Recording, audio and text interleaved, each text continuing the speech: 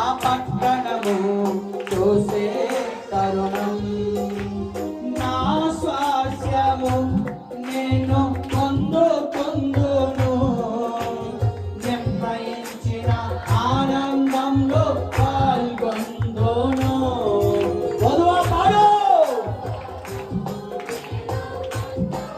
అవును, ఇదే సమయం.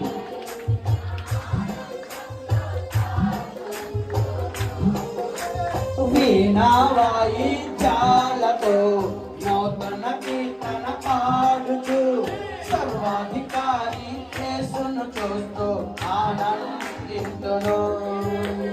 వీణా వాయిద్యాలతో నూతన కీర్తన పాడుతూ సర్వాధికారి యేసును చూస్తూ ఆనందింతును.